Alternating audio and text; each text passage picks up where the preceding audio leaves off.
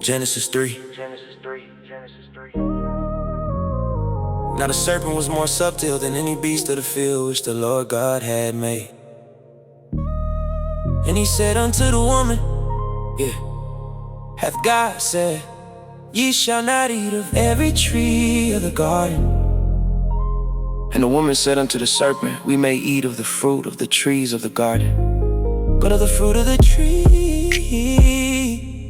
which is in the midst of the garden, God hath said, ye shall not eat of it, neither shall ye touch it, lest ye die. And the serpent said unto the woman, ye shall not surely die. 5. For God doth know that in the day ye eat thereof, then your eyes shall be open, and ye shall be as gods, knowing good and evil. 6. And when the woman saw that the tree was good for food, and that it was pleasant to the eyes, and a tree to be desired to make one wise, she took of the fruit thereof, and did eat, and gave also unto her husband with her, and he did eat. 7. And the eyes of them both were open, and they knew that they were naked, and they sewed fig leaves together, and made themselves aprons. And they heard the voice of the Lord God walking in the garden in the cool of the day. And Adam and his wife hid themselves from the presence of the Lord God amongst the trees of the garden. And the Lord God called unto Adam and said unto him, where art thou? 10. And he said, I heard thy voice in the garden, and I was afraid, because I was naked, and I hid myself. And he said, who told thee that thou wast naked? Hast thou eaten of the tree whereof I commanded thee that thou shouldest not eat?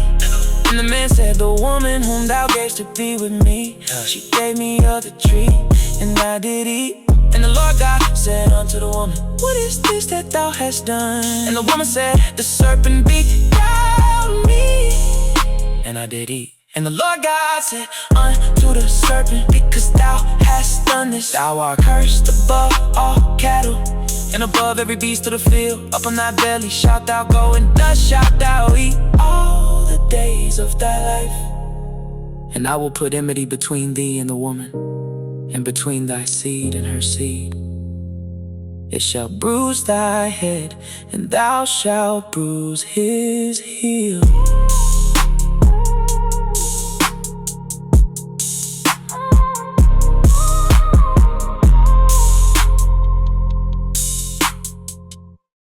Unto the woman he said, I will greatly multiply thy sorrow, and thy conception in sorrow. Thou shalt bring forth children, and thy desire shall be to thy husband, and he shall rule over thee.